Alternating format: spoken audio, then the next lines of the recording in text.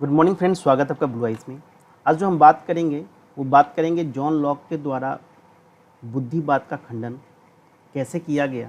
क्योंकि आप देखेंगे कि जो इंद्रियानुभववाद है उसमें आपको 3 फिलोसफर पढ़ना है। एक पढ़ना है आपको लॉक, बर्कले और ह्यूम। ये यूपीएससी का सिलेबस है, उसके अकॉर्डिंग मैं ये वीडियोज़ लेकर के आता हूँ आपके लिए।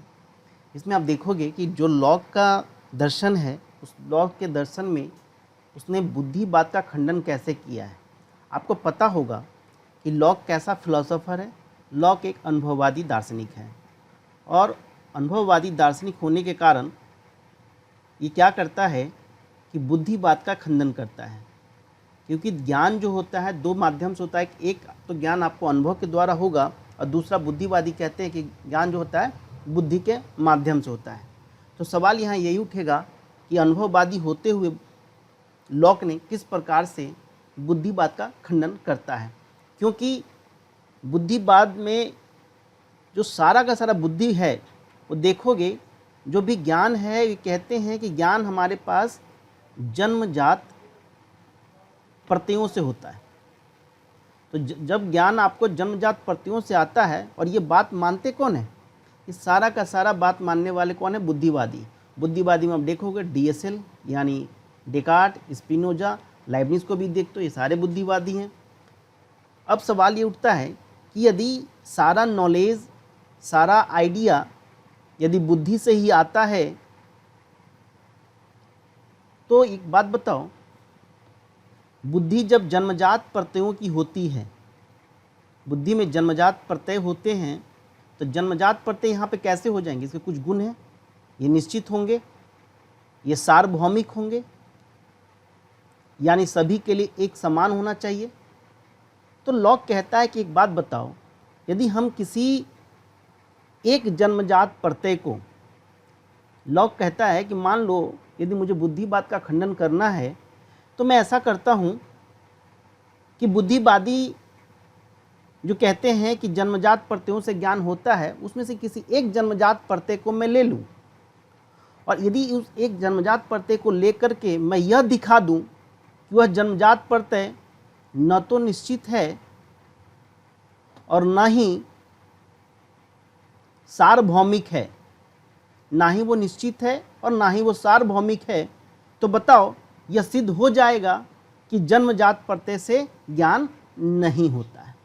यानी जो प्रत्यय सार्वभौमिक और निश्चित नहीं होगा तो हम कहेंगे कि जन्मजात प्रत्यय से नहीं बल्कि अर्जित प्रत्यय से ज्ञान होता है। मेरी बात समझ में आ रही है आप लोगों को? लॉक कहता है कि यदि मुझे मान लो बुद्धिवाद का खंडन करना है कि बुद्धिवाद से ज्ञान नहीं होता, तो कहता है कि बुद्धिवादी जो बात मानते हैं, जो जन्मजात प्रत्यय की बात वो करते हैं, उसमें से किसी एक ऐसे जन्मजात प्रत्यय को मैं ले लूँ और उसे यह मैं साबित कर दूँ कि यह न तो निश्चित होता है और ना ही यह सार्वभौमिक होता है, तो इससे यह सिद्ध हो जाएगा कि वह ज्ञान जो होता है वो अर्जित प्रत्ययों के माध्यम से होता है। दुनिया में कोई भी प्रत्यय जन्मजात नहीं होता है। तो ध्यान रखना, लॉक यहाँ खंडन किसको करने जा रहा है? लॉक यहाँ खंडन करने जा रहा है कि कोई भी प्रत्यय जो है वो निश्चित और सार्वभौमिक नहीं है। ठीक है, बहुत ही कंसेप्चुअल है। आप छोटे से वीडियोस होंगे, ज़्यादा लॉन्ग वीडियोस नहीं जाएगा ये, तो आप ध्यान से समझिएगा। तो यहाँ पे जन्मजात प्रत्यय को वो कह देगा, कोई एक प्रत्यय उठाएगा और उसको कह देगा कि देखो ये जो बात कहते हैं बुद्धिवादी कि जन्मजात प्रत्यय है, तो जन्मजात प्रत्यय निश्चित होना चाहिए, सार्वभौमिक होना चाहिए। लेकिन यदि मैं ये सिद्ध कर दूं कि यह जन्मजात प्रत्यय ना ही निश्चित है और ना ही सार्वभौमिक है, तो देखो ये करेगा क्या। ये बहुत ही आसान सा एक टॉपिक उठाएगा और कहेगा कि देखो सबसे लोकप्रिय क्या है। जन्मजात प्रत्ययों में सबसे लोकप्रिय आपने पढ़ा है ईश्वर को लेकर के, गॉड को लेकर के। जब आपने ईश्वर और गॉड को लेकर के पढ़ा है, ये काफ़ी पॉपुलर जन्मजात प्रत्ययों में से एक है। अब मान लो हमारे मन में यदि ईश्वर का जन्मजात प्रत्यय है, यदि हमारे मन में ईश्वर का जन्मजात प्रत्यय है और यदि इसी को लॉक खंडित कर दे, यदि लॉक ने ईश्वर के जन्मजात प्रत्यय को ही खंडित कर दे, तो बताओ बुद्धिवादी जो ये मानते हैं कि जन्मजात प्रत्ययों से ज्ञान होता है, तो उसका खंडन हो जाएगा या नहीं हो जाएगा। यानी अगर मान लो जन्मजात प्रत्यय जो है, इस जन्मजात प्रत्यय को सिद्ध कर दो कि ईश्वर न तो निश्चित है और न ही सार्वभौमिक है। ईश्वर न तो निश्चित है और ना ही ईश्वर सार्वभौमिक है, तो जो ये बात करते हैं कि ईश्वर का प्रत्यय जन्मजात है, तो जन्मजात तो रहेगा ही नहीं, क्योंकि जन्मजात रहने के लिए क्या कंडीशन है? जन्मजात रहने के लिए यह कंडीशन है, वह ज्ञान निश्चित होना चाहिए, और वह ज्ञान कैसा होना चाहिए? वह ज्ञान सार्वभौमिक होना चाहिए। यानी ईश्वर का यदि ज्ञान है तो सभी को एक समान हो और निश्चित हो। अब देखो, एक बात समझना यहाँ पे बहुत ही क्लियर है।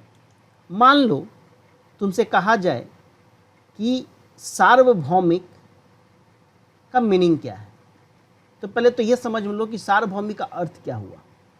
यानी जिसे सब मानते हो उसे कहोगे ना, सार्वभौमिक किसे कहोगे? जिसे सब मानते हो, यानी हर इंसान उसको मानता हो, सब जानते हो उसको, और जानते हो तो निश्चित तौर पे जानते हो, निश्चित आधार पे जानते हो। यानी एक बात तो क्लियर होता है कि इसमें एक रूप होना चाहिए, एक रूपता होनी चाहिए। मानो आप किसी भी धर्म को मानने वाले हो, सपोज करो, यानी मेरे और तुम्हारे ईश्वर में कोई परिवर्तन न हो, गॉड में कोई चेंज न हो, सार्वभौमिक उसी को कहेंगे ना आप, जिसे सब मानते हो, निश्चित तौर पे मानते हो। बुद्धिवादी कहते हैं ईश्वर का ज्ञान कैसा है? जन्मजात ज्ञान है।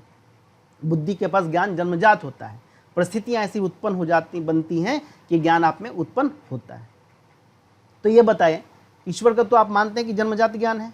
जब ईश्वर का ज्ञान जन्मजात है तो सबके लिए एक समान होना चाहिए, सबके लिए निश्चित होना चाहिए। तो सबके लिए समान निश्चित का मतलब है कि वो सार्वभौमिक हो, और जब सार्वभौमिक होगा तो मेरे ईश्वर और तुम्हारे ईश्वर में कोई परिवर्तन नहीं होना चाहिए। तो बताओ, क्या गॉड का जो आइडिया है, चाहे हमारे मन में हो या आपके मन में हो, क्या निश्चित है? ये थोड़ा सा 1 मिनट के लिए पॉज कर लो वीडियोस को और सोचो। यदि मान लो कोई इस्लाम को मानने वाले हैं, कोई ईसाई को मानने वाले, ईसाई धर्म को मानने वाले हैं, कोई हिंदुज़म को मानने वाले हैं, ठीक है, कोई जैनिज़्म को मानने वाले हैं, कोई पारसी हैं, कोई सिख हैं, अब सारे लोग अलग अलग हैं, ईश्वर तो मानते हैं। तो क्या सारे धर्मों में ईश्वर की समान एक रूप है? क्या सभी लोगों की ईश्वर की समझ एक है? क्या आपको नहीं लगता कि सारे लोगों का ईश्वर के प्रति समझ अलग अलग है, अलग अलग है? यानी निश्चित होने के लिए, किसी चीज़ को निश्चित होने के लिए उसमें जो आइडिया, उस आइडिया को निश्चित होने के लिए उसमें एक रूप होना चाहिए, यूनिफॉर्मल होना चाहिए। वो यूनिफॉर्मल नहीं होगा तो फिर हम कैसे मानेंगे कि वो निश्चित है ना? इस्लाम और हिंदू धर्म को ही ले लो। यदि मैं इस्लाम की बात करूं, इस्लाम में ईश्वर कैसा है? अशरीरी है। हिंदुज़म में ईश्वर कैसा है? शरीरी है। तो भाई जब सारा ज्ञान बुद्धि से ही आता है और जन्मजात प्रत्ययों से आता है, तो ईश्वर का ज्ञान तो सभी को समान होना चाहिए था ना, फिर यहाँ अलग अलग कैसे है? यानी हम कह सकते हैं कि ईश्वर का आइडिया निश्चित नहीं है। Are you getting my point? अब चलो मैं एक छोटा सा एग्जाम्पल देता हूँ, छोटा सा। मान लीजिए आपके घर में एक छोटा बच्चा होगा, ठीक है, सबके घर में छोटे बच्चे होते हैं। सपोज करो आपके घर में एक छोटा बच्चा है, पिंकू, रिंकू, टिंकू, कुछ भी नाम हो सकता है उस बच्चे का। अब मान लो ये छोटा बच्चा आपके घर में है। अब इस बच्चे को क्या करो कि भगवान की मूर्ति ला करके दे दो, भगवान के कैलेंडर्स ला करके दे दो, जो भी चीज़ें ईश्वर से संबंधित है उसको ला दो और दे दो इस बच्चे को खेलने के लिए। क्या करेगा बच्चा? तोड़ फोड़ करेगा उस मूर्ति के साथ, खेलेगा, फाड़ देगा, फोटो रहेगी फाड़ देगा। लेकिन आप देखते हो क्या कि आप जब छोटे बच्चों को आप मंदिर ले जाते हो, आप गुरुद्वारा ले जाते हो, आप नमाज़ पढ़ने के लिए उसे ले जाते हो, मस्जिद ले जाते हो, एक बात बताओ, आप छोटे बच्चों को क्या करते हो? आप शुरू से एक ऐसे संस्कार देते हो, एक ऐसा उसको पद्धति देते हो जिसमें उसे बार बार बताया जाता है ये ईश्वर हैं, ये भगवान हैं। हम बताते हैं या नहीं बताते हैं? ये पूजा पाठ करने का पद्धति है, हमारा इबादत करने की पद्धति है, क्या हम बच्चों को नहीं बताते? अब बताओ, उस बच्चे को तुम बचपन से क्या कर रहे हो? उस बच्चे को तुम बचपन से ही मंदिर, मस्जिद, गुरुद्वारे की लेके जाते हो, अपने साथ लेके जाते हो, उसे बताते हो, समझाते हो, पौराणिक कथाएं सुनाते हो। उससे क्या होता है? उसके मन में उस ईश्वर के प्रति कैसी होती है? आराधना, उस प्रति के ईश्वर के प्रति आस्था बनती है। लेकिन वही काम उल्टा हो जाए, उन बच्चों को ये मत बताओ, ना मंदिर ले जाना, ना गुरुद्वारा ले जाना है, क्या फ़र्क पड़ेगा? जैसे जैसे वो बच्चा बड़ा होगा, देखो उसकी स्थिति कैसी चेंज हो जाएगी। Are you getting my point? तो यानी कि आपको बार बार यह बताना पड़ा। आपके पेरेंट्स ने, हमारे पेरेंट्स ने क्या किया? बार बार आपको बचपन से ही एक डायरेक्शन में बताया कि ये भगवान की मूर्ति है, ये मंदिर है, ये मस्जिद है, ये गुरुद्वारा है। बचपन से आपने बताया, यानी तभी वह ईश्वर को जान पाता है। कैसे? आपके द्वारा बताई गई कहानियों के माध्यम से, आपके द्वारा दिखाई गई प्रतिमूर्तियों के माध्यम से। यानी एक बात क्लियर होता है यहाँ पे कि आइडिया ज्ञात नहीं होता, आइडिया बनता है। ये बात करते हैं अनुभववादी। आइडिया आपके पास होता नहीं, आइडिया आपके पास बनता है। लॉक कहता है कि देखो, ईश्वर सार्वभौमिक नहीं है। यदि ईश्वर सार्वभौमिक होता तब बच्चों को तो इसका ज्ञान होना चाहिए था ना। सार्वभौमिक यदि ईश्वर होता तो ईश्वर का ज्ञान बच्चों को भी होना चाहिए था। लेकिन बच्चों को तुम कर क्या रहे हो? तुम बता रहे हो संडे के संडे हम चर्च लेके जाएंगे। छोटे से बच्चे से ही धीरे धीरे उसकी क्यूरियोसिटी जगेगी, उसको बताएंगे, उसको समझाएंगे, कहानियाँ सुनाएंगे। वो धीरे धीरे क्या होगा? उसके मन में ईश्वर की आइडिया बनेगी, उसके मन में ईश्वर का आस्था बनेगा। यानी बच्चे को नहीं पता कि तीखा क्या है, बच्चे को नहीं पता कि मीठा क्या है, तो गुलाब जामुन और रसगुल्ले खिला करके उसको मीठापन का एहसास कराते हो, मिर्च खिला करके उसको तीखापन का एहसास करते हो। तो एक बात बताओ, यदि तीखा का ही ज्ञान होता और यदि ये ज्ञान जन्मजात होता तो बच्चे को तो पहले से पता होना चाहिए था ना। लेकिन ऐसा तो नहीं होता। जैसे जैसे उसको अनुभव आती है वैसे वैसे चीज़ों को आइडिया उसको पता चलता है। दूसरी बात और, मान लो लॉक यहाँ तक कहता है कि एक बात बताओ, जो पागल इंसान हैं, जो अपनी मानसिक असंतुलन खो दिया है, संतुलन खो चुका है, असंतुलित हो रखा है, जो बच्चे हैं, इनको कहाँ पता है ईश्वर का ज्ञान? ईश्वर का ज्ञान जब जन्मजात ही होता तो ईश्वर का ज्ञान इन्हें होना चाहिए था कि नहीं होना चाहिए था? लेकिन यहाँ तो नहीं होता। इस प्रकार से आप देखोगे कि किस प्रकार लॉक ने ईश्वर के मान करके, क्योंकि ईश्वर को जन्मजात प्रत्यय का मानते हैं, और इसी का खंडन कर देता है। और जब एक प्रत्यय को उठाया, जन्मजात प्रत्यय को, उसका खंडन कर दिया, तो इसका अर्थ हुआ यहाँ पे यह कि किस प्रकार जो ज्ञान होता है वो बुद्धि से नहीं बल्कि अनुभव के द्वारा होता है।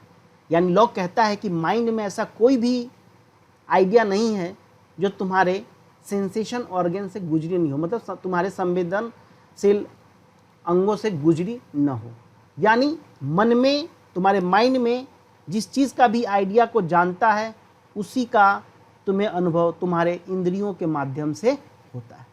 यानी सारा का सारा आइडिया सबसे पहले तुम्हारे इंद्रियों से होकर फिर मन के पास आती है। यानी लॉक कहना चाहता है कि आइडिया इंद्रियों से बनती है, आइडिया जन्मजात नहीं होती।